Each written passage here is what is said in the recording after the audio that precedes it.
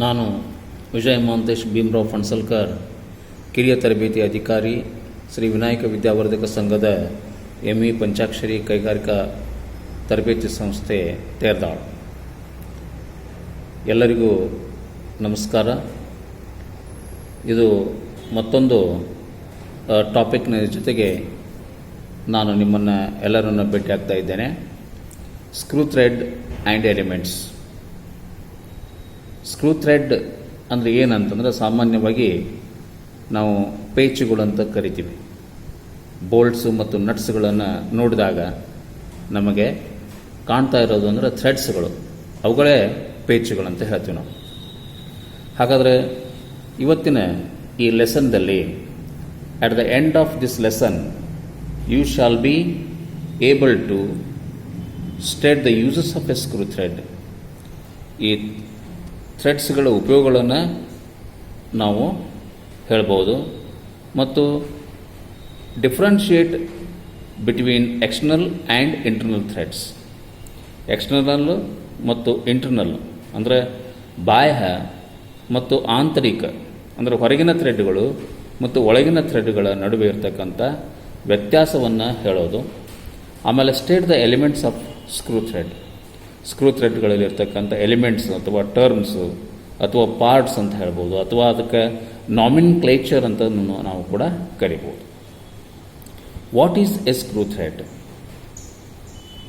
ಈ ರೀತಿಯಾಗಿ what is a screw thread ಅಥವಾ ಡಿಫೈನ್ ಎ ಸ್ಕ್ರೂ ಥ್ರೆಡ್ ಅಂತ ಕೇಳಿದ್ರಪ್ಪ ಅಂತಂದರೆ, ಸೊ ಇದು ಡೆಫಿನಿಷನ್, ವ್ಯಾಖ್ಯಾನ ಏನಂತಂದರೆ, a screw thread is a ridge of uniform section formed helically on the surface of a cylindrical body. ಒಂದು ದುಂಡನೆಯ ಸರ್ಫೇಸದ ಮೇಲೆ, ದುಂಡಾಕಾರವಾಗಿರ್ತಕ್ಕಂಥ ಒಂದು ಸರ್ಫೇಸದ ಮೇಲೆ ಮುರಿಗೆಯ ಆಕಾರವಾಗಿ ಮತ್ತು ಸಮನಾದ ಸೆಕ್ಷನ್ಗಳೆಲ್ಲ ಉಬ್ಬು ಮತ್ತು ತಗ್ಗುಗಳಿಗೆ ನಾವೇನಂತ ಕರಿತೀವಿ ಅಂತಂದ್ರೆ ಸ್ಕ್ರೂ ಥ್ರೆಡ್ ಅಂತ ಕರಿತೀವಿ. ಫಾರ್ ಎಕ್ಸಾಂಪಲ್, ಒಂದು ರೌಂಡ್ ಬಾರನ್ನು ತೆಗೆದುಕೊಡ್ರಿ, ಅದಕ್ಕೊಂದು ಸಣ್ಗುಲೆ ನೀವು ಸುತ್ತಕೋತ ಒಂದು ಕಡೆ ಎಂಡಿಗೆ ಬರ್ರಿ, ಅದೇ ಸ್ಕ್ರೂ ಥ್ರೆಡ್ ಆಕಾರ ನಮಗೆ ಕಾಣ್ತಕ್ಕಂಥದ್ದು. ಹಾಗಾದರೆ ಇದರಲ್ಲಿ ಮೊಟ್ಟ ಮೊದಲಿಗೆ ನಾವು ಎರಡು ಪ್ರಕಾರದ ಥ್ರೆಡ್ಗಳನ್ನು ನೋಡ್ತೀವಿ. ಒಂದು ಎಕ್ಸ್ಟರ್ನಲ್ ಥ್ರೆಡ್ಡು, ಮತ್ತೊಂದು ಇಂಟರ್ನಲ್ ಸ್ಕ್ರೂ ಥ್ರೆಡ್ ಅಂತ ಹೇಳ್ತೀವಿ. ಎಕ್ಸ್ಟರ್ನಲ್ ಥ್ರೆಡ್ ಅಂದರೆ ಏನು? An external screw thread is formed on the outer surface of a cylindrical part. Examples: bolts, screws, studs, threaded spindles, etc. External screw thread, outer surface of a cylindrical part, ದುಂಡನೆಯ ಭಾಗದ ಮೇಲ್ಮೈ ಸರ್ಫೇಸ್ದಲ್ಲಿ, ಮೇಲ್ಮೈದ ಮೇಲೆ ಹಾಕಿರ್ತಕ್ಕಂಥ ಏನು ಥ್ರೆಡ್ಸ್ಗಳದಾವು ಅವುಗಳಿಗೆ ನಾವು external thread ಅಂತ ಹೇಳ್ತೀವಿ. Good example for the external thread, examples for external threads: bolts. ನಾವು ಸಾಮಾನ್ಯವಾಗಿ ಬೋಲ್ಟ್ಸನ್ನು ನೋಡ್ತೀವಿ. Hexagonal bolt. Bolt is good example for external thread. Nut is good example for internal threads. ಆಮೇಲೆ ಸ್ಕ್ರೂಸ್ಗಳಂತ ಹೇಳ್ತೀವಿ. ಸ್ಟಡ್ಸ್ಗಳು ಅಂತಂದರೆ it is like a bolt but it is not having head. ಅಂದರೆ ಒಂದು ರೌಂಡ್ ರಾಡಿನ ಮೇಲೆ ನಾವು ಏನು ಮಾಡ್ತೀವಿ ಅಂತಂದರೆ, ಇದು ಎರಡೂ ತುದಿಗೆ ಥ್ರೆಡ್ಸ್ಗಳನ್ನು ಹೊಂದಿ ನಡ್ಬರ್ಕೆ ಅದಕ್ಕೆ ಬ್ಲ್ಯಾಂಕ್ ಖಾಲಿ ಬಿಟ್ಟಿರ್ತೀವಲ್ಲ, ಅಂಥದಕ್ಕೆ ನಾವೇನಂತ ಕರಿತೀವಿ? ಸ್ಟಡ್ಸ್ ಅಂತ ಕರಿತೀವಿ. ಆ್ಯಂಡ್ ದೆನ್ ಥ್ರೆಡೆಡ್ ಸ್ಪಿಂಡಲ್ಸ್ ಅಂದರೆ ಥ್ರೆಡ್ಗಳು ಇರ್ತಕ್ಕಂಥ ಸ್ಪಿಂಡಲ್ಸ್. ಫಾರ್ ಎಕ್ಸಾಂಪಲ್, ಸಾಮಾನ್ಯವಾಗಿ ನಾವು ಮಷಿನ್ ವಾಯ್ಸಿನ ಸ್ಪಿಂಡಲನ್ನು ನೋಡ್ತೀವಿ. ಸೊ ಮಷಿನ್ ವಾಯ್ಸಿನ ಸ್ಪಿಂಡಲನ್ನು ನಾವು ನೋಡಿದಾಗ ಅದಕ್ಕೆ ನಾವೇನಂತ ಕರಿತೀವಿ ಅಂತಂದರೆ, that is called threaded spindle. It is also good example for the external thread. ಆಮೇಲೆ ಮಷಿನ್ ವಾಯ್ಸಿನ ಸ್ಪಿಂಡಲು, ಆಮೇಲೆ ಬೆಂಚ್ ವಾಯ್ಸಿನ ಸ್ಪಿಂಡಲು, ಇದನ್ನು ನೋಡಿದಾಗ. An internal screw thread is formed on the inner surface of a hollow cylindrical part. Hollow ಅಂದರೆ for example ಒಂದು ಹೋಲನ್ನು ಹೊಡಿತೇವೆ, ಒಂದು square ಪೀಸ್ನಲ್ಲಿ ಒಂದು hole ಹಾಕಿ ಡ್ರಿಲ್ಲನ್ನು ಮಾಡಿ ಆ ಡ್ರಿಲ್ಲಿನ ಒಳಗಿನ ಸರ್ಫೇಸ್ದೊಳಗೆ ಡ್ರಿಲ್ ಹೋಲಿನ ಒಳಗಿನ ಸರ್ಫೇಸ್ದೊಳಗೆ ನಾವು ಥ್ರೆಡ್ಗಳನ್ನು ಫಾರ್ಮೇಷನ್ ಮಾಡಿದ್ವಿ ಅಂದ್ರೆ ಅದಕ್ಕೆ ಇಂಟರ್ನಲ್ ಸ್ಕ್ರೂ ಥ್ರೆಡ್ ಅಂತೀವಿ. For good examples for external thread is that nuts ಮತ್ತು ಥ್ರೆಡ್ ಲಿಡ್ಸ್. ಥ್ರೆಡೆಡ್ ಲಿಡ್ಸ್ ಅಂದರೆ ಲಿಡ್ ಅಂದರೆ ಮುಚ್ಚಳ. ಈಗ ಬಾಟಲ್ಗಳ ಮುಚ್ಚಳ ಆಗಿರ್ಬೋದು ಅಥವಾ ಯಾವುದರ ಕೆಲವೊಂದು ಬಾಕ್ಸ್ ಅಂತ ಹೇಳ್ತೀವಿ, ಡಬ್ಬಿ ಅಂತ ಹೇಳ್ತೀವಿ, ಅವುಗಳನ್ನು ಥ್ರೆಡ್ ಇರ್ತಕ್ಕಂಥ ಮುಚ್ಚಳದಿಂದ ಮುಚ್ಚಿದ್ವಿ ಅಂದ್ರೆ they are called threaded lids. They are good example for the internal screw thread. Internal screw ಥ್ರೆಡ್ಗೆ ಒಳ್ಳೆಯ ಉದಾಹರಣೆ. ಹಾಗಾದರೆ ನಾವು ಸ್ಕ್ರೂ ಮತ್ತು ಸ್ಕ್ರೂ ಥ್ರೆಡ್ಗಳನ್ನು ಬೋಲ್ಟು ಮತ್ತು ನಟ್ಗಳ ಮುಖಾಂತರ ನಾವಿಲ್ಲಿ ನೋಡ್ತೀವಿ. ಸೊ ಇಲ್ಲಿ ಏನಂತಂದ್ರೆ ಈ ನಟ್ಟು ಇಲ್ಲಿ ಬೋಲ್ಟಿನ ಮೇಲೆ ಹಾಕಿದ್ದೀವಿ. ಇದನ್ನು ಈ ರೀತಿಯಾಗಿ ತಿರುಗಿಸಿದಾಗ ಇದು ಇಲ್ಲಿ ತನಕ ಬಂದದ ನಟ್ಟು. ಹಾಗಾದರೆ external threads and internal threads are assembled together for different engineering uses. ಬೇರೆ ಬೇರೆ ಎಂಜಿನಿಯರಿಂಗ್ ಉಪಯೋಗಗಳಿಗಾಗಿ ಎಕ್ಸ್ಟರ್ನಲ್ ಥ್ರೆಡ್ಸ್ಗಳನ್ನು ಮತ್ತು ಇಂಟರ್ನಲ್ ಥ್ರೆಡ್ಸ್ಗಳನ್ನು ಅಸೆಂಬಲ್ ಮಾಡಿ ನಾವು ಅದರ ಉಪಯೋಗವನ್ನು ಪಡಿತೀವಿ. So this is bolt head and this is shank. ಇದು ಶ್ಯಾಂಕಿನ ಮೇಲೆ ಥ್ರೆಡ್ಗಳನ್ನು ಹೊಂದಿದೆ. This is external thread and this is nut, it is internal thread. ಇವೆರಡನ್ನು ಅಸೆಂಬಲ್ ಮಾಡಿ ಜೋಡಣೆ ಮಾಡಿ ಈ ಎಂಜಿನಿಯರಿಂಗ್ದಲ್ಲಿ ವಿಧ ವಿಧವಾಗಿರ್ತಕ್ಕಂಥ ಉಪಯೋಗಗಳನ್ನು ನಾವು ಪಡಿತೀವಿ. ಹಾಗಾದರೆ ಯಾವ ಉಪಯೋಗಗಳನ್ನು ನಾವಿಲ್ಲಿ ನೋಡೋಣ. Uses of screw threads. Screw threads are used as fasteners to hold together and dismantle components when needed. And second use, to transmit motion on machines from one unit to another unit. And third one is that to make accurate measurements. And then fourth one is to apply pressure. And fifth one is that to make adjustments. ಹಾಗಾದರೆ ಒಂದೊಂದಾಗಿ ಇಲ್ಲೇ ನಾವು ಒಂದನೇ ಉಪಯೋಗವನ್ನು ನೋಡೋಣ. As A ಫ್ಯಾಸ್ನರ್ಸ್, screw ಥ್ರೆಡ್ಗಳನ್ನು ಏನಂತ ಉಪಯೋಗ ಮಾಡೀವಿ? ಫ್ಯಾಸ್ನರ್ಸ್ ಅಂತ ಉಪಯೋಗ ಮಾಡೀವಿ.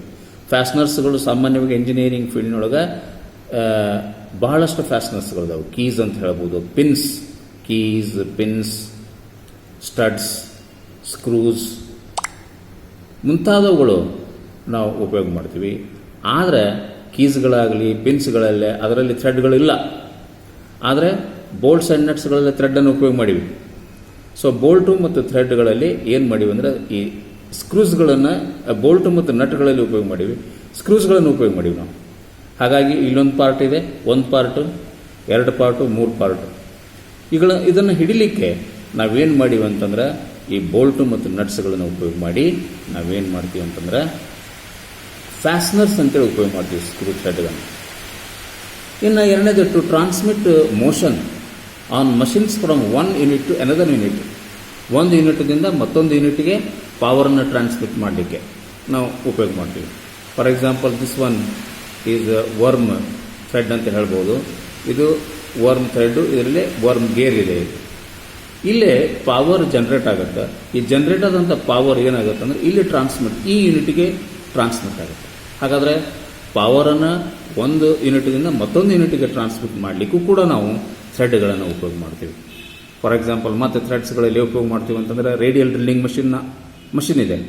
ಆ ರೇಡಿಯಲ್ ಡ್ರಿಲ್ಲಿಂಗ್ ಮಷಿನ್ ಆರ್ಮ್ ಅಂತ ಇದೆ. ಆ ಆರ್ಮ್ ಮೇಲೆ ನಾವು ಸ್ಪಿಂಡಲ್ ಹೆಡ್ ಅಂತ ಐತೆ. ಆ ಸ್ಪಿಂಡಲ್ ಹೆಡ್ ಮೂಮೆಂಟ್ ಮಾಡಬೇಕಾದ್ರೆ, ಆರ್ಮ್ ಮೇಲೆ ಸ್ಪಿಂಡಲ್ ಹೆಡ್ ಮೂಮೆಂಟ್ ಮಾಡಬೇಕಾದ್ರೆ ಅಲ್ಲೇ ಸ್ಕ್ರೂ ಥ್ರೆಡ್ಸ್ಗಳನ್ನು ಉಪಯೋಗ ಮಾಡ್ತಾರೆ ಟು ಟ್ರಾನ್ಸ್ಮಿಟ್ ಪವರ್.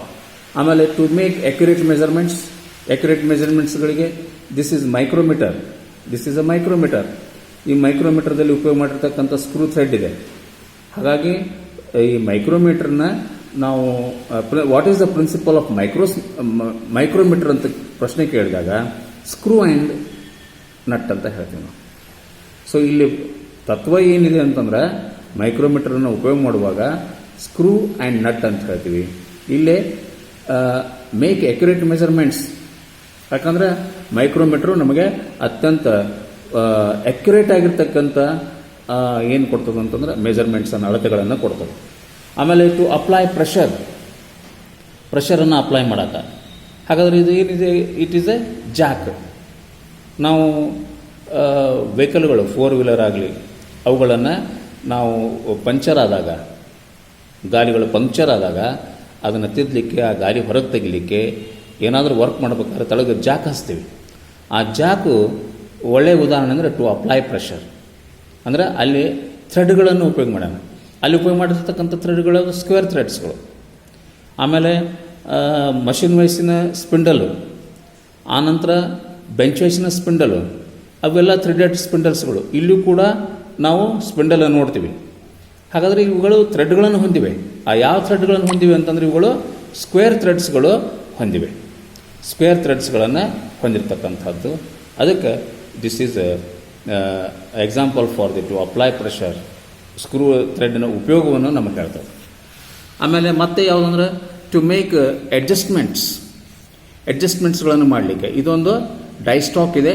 ಇಲ್ಲಿ ಒಳಗಡೆ ಇರತಕ್ಕಂಥದ್ದು ಏನಿದೆ ಡೈ. ಸೊ ಡೈ ಅದಕ್ಕೆ ಉಪಯೋಗ ಮಾಡ್ತೀವಿ ಅಂದ್ರೆ to cut external threads on blank rod. ಒಂದು ಬ್ಲ್ಯಾಂಕ್ ರಾಡಿನ ಮೇಲೆ ಥ್ರೆಡ್ಗಳನ್ನು ಕಟ್ ಮಾಡಬೇಕಾಗಿತ್ತಂದರೆ ಅಲ್ಲೇ ಡೈಗಳನ್ನು ಉಪಯೋಗ ಮಾಡ್ತೀವಿ. ಡೈಸ್ ಅಂದರೆ dying means it is an operation of cutting external threads. External thread ಅಂದರೆ ನಾವು ಈಗಾಗಲೇ ನೋಡಿ ಒಂದು ಸಿಲಿಂಡ್ರಿಕಲ್ ಬಾಡಿ ಮೇಲೆ ಆ ಒಂದು ಡೈಗಳನ್ನು ಉಪಯೋಗ ಮಾಡಿಕೊಂಡು ನಾವು ಮಾಡಬೇಕಾಗಿತ್ತಂದ್ರೆ ಇದು ಡೈ ಸ್ಟಾಕ್ ಐತಿ. ಇದರೊಳಗೆ ಡೈಯನ್ನು ಫಿಕ್ಸ್ ಮಾಡೀವಿ. ಇಲ್ಲೇ ಅಡ್ಜಸ್ಟ್ಮೆಂಟ್ಸ್ಗಳನ್ನು ಮಾಡಬೇಕಾಗುತ್ತೆ. ಇದು ಏನಾಗ್ತದೆ ಅಂತಂದ್ರೆ ಇವೆರಡುಗಳು ಏನಾಗಿರುತ್ತೆ ಅಂದರೆ ಈ ಡೈಯನ್ನು ಹಿಡಿಲಿಕ್ಕೆ ಉಪಯೋಗ ಮಾಡೋಣ.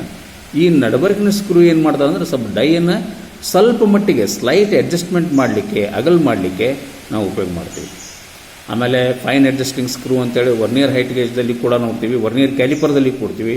ಅವು ಕೂಡ ಟು ಮೇಕ್ ಅಡ್ಜಸ್ಟ್ಮೆಂಟ್ಸ್ಗಳನ್ನು ಮಾಡ್ತಾರೆ. ಓಕೆ, ನಾವು we are going to study about the parts of a screw thread. ಈ ಸ್ಕ್ರೂ ಥ್ರೆಡ್ ಇದೆ, ಇಟ್ ಇಸ್ ಅ ಬೋಲ್ಟ್. ಇಲ್ಲೇ ಥ್ರೆಡ್ಡಿನ ಪ್ರೊಫೈಲನ್ನು ಕೊಟ್ಟಿದ್ದಾನೆ. ಹಾಗಾದರೆ ಈ ಸ್ಕ್ರೂ ಥ್ರೆಡ್ಡಿನ ಪಾರ್ಟ್ಗಳು ಯಾವುವು? ಒಂದು ಕ್ರಸ್ಟ್ ಅಂತ ಹೇಳ್ತೀವಿ, ದಿಸ್ ಈಸ್ ಕ್ರಸ್ಟ್, ಉಬ್ಬು. ಆಮೇಲೆ ಇದಕ್ಕೆ ರೂಟ್ ಅಂತ ಹೇಳ್ತೀವಿ, ಒಳಗಡೆ ಇರತಕ್ಕಂಥದ್ದು. ಆಮೇಲೆ ಇದಕ್ಕೆ ಪಿಚ್ ಅಂತ ಹೇಳ್ತೀವಿ. ಆ ಥ್ರೆಡ್ಡಿನ ಒಂದು ಪಾಯಿಂಟ್ದಿಂದ ಮತ್ತೊಂದು ಪಾಯಿಂಟ್ ನಡುವೆ ಇರತಕ್ಕಂಥ ಪ್ಯಾರಲಲ್ ಡಿಸ್ಟನ್ಸು ಇದು ಏನಾಗಿರ್ತದೆ, ಇದು ಪ್ಯಾರಲಲ್ ಟು ದ ಆ್ಯಕ್ಸಿಸ್. ಇದಕ್ಕೆ ಆ್ಯಕ್ಸಿಸ್ ಅಂತ ಕರಿತೀವಿ ನಾವು, ಅಕ್ಷರೇಖೆ. ಆ ಆ್ಯಕ್ಸಿಸ್ಗೆ ಪ್ಯಾರಲಲ್ ಆಗಿರ್ತಕ್ಕಂಥದ್ದು ಈ ಪಾಯಿಂಟ್ದಿಂದ ಹಿಡಿದು ಈ ಪಾಯಿಂಟ್ವರೆಗೆ ಅಳತೆ ಮಾಡಿದ್ವಿ ಅಂದ್ರೆ ಅದಕ್ಕೆ ನಾವು ಏನಂತ ಕರಿತೀವಿ, ಪಿಚ್. ಥ್ರೆಡ್ಗಳು ಬೇರೆ ಬೇರೆ